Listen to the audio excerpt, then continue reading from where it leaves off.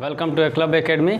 आज हम लोग क्लास 10th का एक्सरसाइज 3 पढ़ने वाले हैं। तो आइए कुछ इसके रूल्स को समझते हैं। देखें, 2 चर वाले रैखिक समीकरण, क्लास 10th का है ये मैथ, क्लास 10th का। तो चर किसको बोलते हैं? देखिए एक्स वाई जेड को चर बोलते हैं ना, एक्स वाई जेड या ETC हो गया, वो उसको चर बोला जाता है। आगे है जिसका घात 1 रहेगा उसको रैखिक समीकरण पर बोलते हैं। जिसका घात 1 रहेगा उसको क्या बोलते हैं? रैखिक समीकरण बोलते हैं। और रैखिक समीकरण का रूप इस तरह से रहेगा आप लोगों के, जो भी आप लोग समीकरण बनाइएगा उसमें। देखिए a1x plus b1y plus c1 = 0। और युग्म है ना, 2 चर वाले रैखिक समीकरण का युग्म। युग्म मतलब होता है जोड़ा। युग्म मतलब क्या होता है? जोड़ा। जैसे पति पत्नी होती है ना, क्या होता है ना पति पत्नी, उसी तरह से जब भी आएगा ये समीकरण जोड़ा में आएगा। किस में आएगा? जोड़ा में आएगा। जोड़ा में बढ़िया दिखता है सबको ना। फिर a2x b2y c2 = 0। ये हमेशा समीकरण का रूप रहेगा। ठीक है। आगे है इस तरह के रेखा जो बीजगणितीय, जब इन दोनों को हम बीजगणितीय और या ग्राफीय रूप में निरूपण करेंगे ना, तो ग्राफीय निरूपण में 3 तरह से निरूपित कर सकते हैं। कितने तरह से निरूपित होगा? 3 तरह से निरूपित हो सकता है। या तो इन दोनों का हल प्रतिच्छेदित रेखाएं होगा ना, या इन दोनों समीकरण का हल समांतर रेखा के रूप में होगा, या फिर हो सकता है कि इन दोनों का हल संपाती रेखा के रूप में होगा। ये इसका ग्राफीय निरूपण है। ठीक है। और बीजगणितीय में हम लोग जो निकालेंगे सो। अब एक्सरसाइज 3.1 में चलते हैं। आपका फर्स्ट क्वेश्चन है। फर्स्ट क्वेश्चन है कि आफ्ताब अपनी पुत्री से कहता है, क्या कहता है? आफ्ताब अपनी पुत्री से कहता है कि 7 वर्ष पूर्व मैं तुमसे 7 गुनी आयु का था। 7 वर्ष पूर्व मैं तुमसे कितनी आयु का था? 7 गुनी आयु का था। अब से 3 वर्ष बाद, फिर 3 वर्ष बाद मैं तुमसे केवल 3 गुनी आयु का रह जाऊंगा। इस स्थिति को बीजगणितीय एवं ग्राफीय रूपों में व्यक्त कीजिए। यह आपका क्वेश्चन है। ठीक है। क्वेश्चन अब हम लोग चलो बनाते हैं। हमें ना आफ्ताब की उम्र पता है, ना उसकी पुत्री का उम्र पता है। पता है? नहीं पता है। तो हम लोग क्या करते हैं कि अब दोनों का उम्र मान लेते हैं। ठीक है। तो हम लोगों ने माना आफ्ताब का उम्र x वर्ष तथा उसकी पुत्री की उम्र y वर्ष। ये वर्तमान है ना, ये क्या है? वर्तमान। आप लोग लिख भी सकते हैं कि माना आफ्ताब का वर्तमान उम्र x वर्ष, उसकी पुत्री की वर्तमान उम्र y वर्ष है। अब 7 वर्ष पूर्व मतलब पहले। तो बाबू अभी अगर मेरा 10 साल हो रहा है तो 7 साल पहले मेरा कितना हो रहा होगा? 3 साल। क्या हुआ? माइनस हो गया। तो पूर्व का मतलब माइनस होगा। अब देखो इसको हम थोड़ा सा शुरू से लिखते हैं मिटा के, है ना। आफ्ताब कह रहा, तो अभी जब आफ्ताब का 1 साल है उम्र, अभी कितना है? 1 साल है। तो 7 साल पहले कितना होगा? x - 7।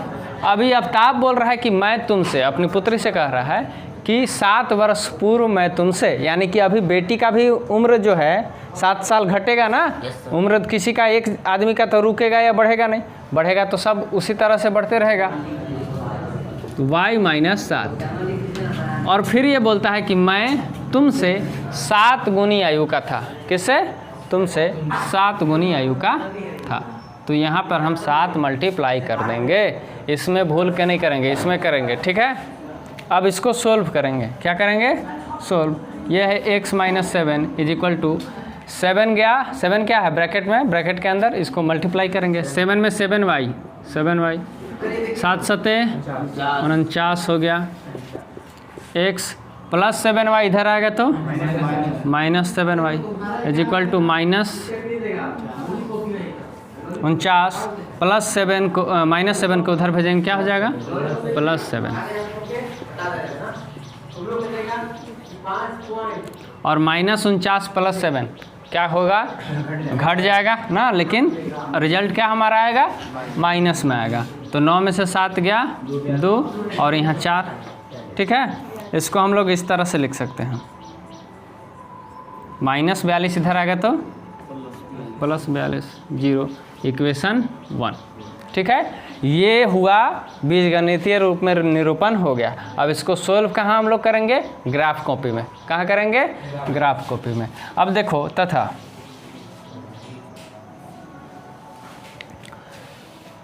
फिर बोल रहा है अब से 3 वर्ष बाद, तो बाद के लिए क्या बताया गया है? प्लस होगा।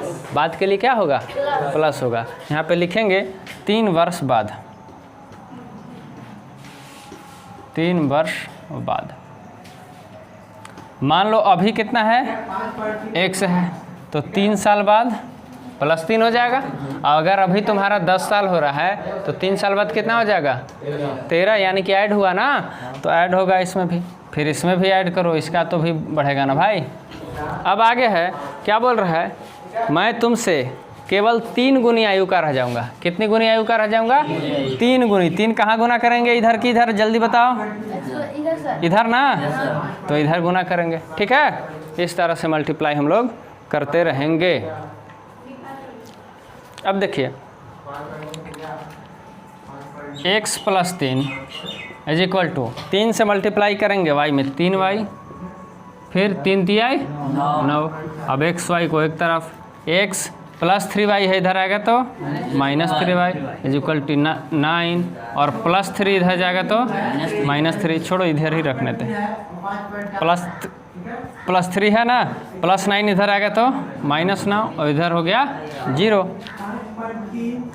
और x -3y, और -9 में +3 क्या होगा? माइनस हो जाएगा, तब क्या होगा? -6 = 0। ये हुआ इक्वेशन सेकेंड। ठीक है, अब इसका हम लोग ग्राफीय निरूपण देखते हैं। ठीक है, समीकरण 1 से, समीकरण 1 से क्या है हमारे पास? समीकरण 1, x - 7y + 42 = 0। देखो x - 7y + 42 को उधर भेज ही देते हैं, -42, और इन दोनों में किसी एक का मान हम लोग रखेंगे। किसी एक क्या क्या रखेंगे? मान रखेंगे। मान लो x बराबर अगर कर दे रहे हैं -42 है, और -7y को उधर भेजेंगे तो क्या हो जाएगा? ये +7y हो जाएगा। ठीक है, अब हम लोगों को क्या करना है? x हम लोग बॉक्स बनाएंगे। क्या बनाएंगे? बॉक्स बनाएंगे, और इसको रफ में सोल्व करेंगे। किस में सोल्व करेंगे? रफ में। और नहीं हो सका तो अपने मन में बिना कलम कॉपी उठाए इसको सोल्व करेंगे, ताकि हमारे पास एग्ज़ाम में समय बचे। ठीक है, यहाँ लिखेंगे x और यहाँ लिखेंगे y। चलो y में हम लोग कुछ ऐसा मान रखते हैं ना, और मान रख के सोल्व करते हैं। और इसमें मान अपने मन से रखना है। कैसे रखना है? अपने मन से रखना है। ठीक है, चाहे कुछ भी रख सकते हो तुम, लेकिन हम लोग कोशिश करेंगे कि जितना छोटा मान रखें। छोटे मान से होगा क्या कि हम लोग जो ग्राफ बनाएंगे उसमें ग्राफ बनाने में आसानी होगा। ठीक है, देखो मान लो हम लोग रखते हैं -7 रखते हैं।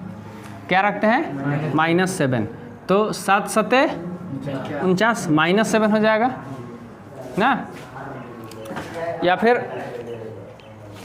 गलत लिखा है यार, -5। अगर यहाँ पे तो 49 हो जाएगा, -49 रहेगा 42, तो -42 -49 बहुत ज़्यादा हो जाएगा ना। चलो इसको नहीं रखेंगे, यहाँ पे रखते हैं 0। क्या रखेंगे? 0।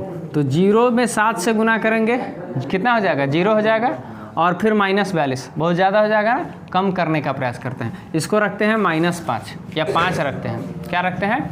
5।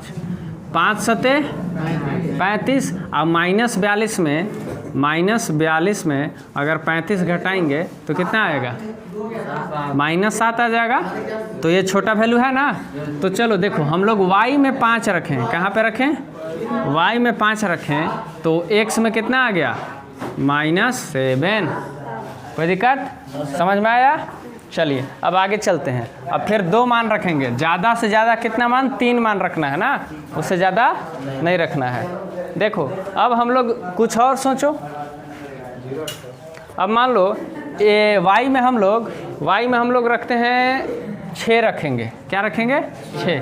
देखो 6 7 42, प्लस में 42 हो जाएगा ना, तो 6 रखेंगे और 42, तो +42। देखो -42 प्लस यहाँ रखे हैं 6। क्या रखे हैं? तो 6 7 42, +42 -42 कितना आ गया? तो यानी कि y में अगर 6 रखें तो x में कितना आ गया? 0। समझ में आ गई बातें?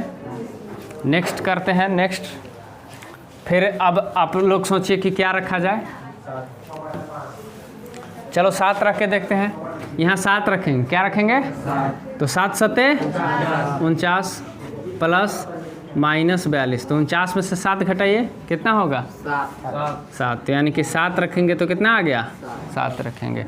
इस तीनों डाटा का, इस तीनों आंकड़ा जो हमारे पास है, इसका काम हम लोग किस में करेंगे? ग्राफ बनाने में या ग्राफ कॉपी में, ठीक है। फिर समीकरण 2 से चलेंगे हम लोग। इसका भी करेंगे ना, जैसे इसका किए वैसे इसका करेंगे। समीकरण 2 से, समीकरण 2 से x माइनस 3y बराबर -6 है तो उधर जाएगा तो +6 लिख सकते हैं। चलिए ठीक है। अब फिर x बराबर 6 और -3y को उधर भेज देंगे, क्या हो जाएगा? +3y। चलिए इसी तरह से हम लोग एक बार बॉक्स बना लेंगे। क्या करेंगे? बॉक्स बना लेंगे इसको इस तरह से x और y। ओके, अब इसमें कुछ भी रखो। चलो मान लो हम लोग 0 रखते हैं। क्या रखते हैं? 0 रखते हैं। तो अगर y में 0 रखेंगे तो 0 से 3 में गुना होगा, कितना आ जाएगा? 0। और फिर 6 ऐड करेंगे तो 6 में 0 ऐड करेंगे 6। अब यहाँ पे क्या रखें? सोचो तो लोग, बताओ तो लोग। -1 रखेंगे। क्या रखें?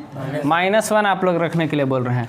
तो देखो 6 और -1 को 3 से गुना करेंगे तो -3 होगा ना। 6 में से 3 घटाएंगे, कितना आ जाएगा?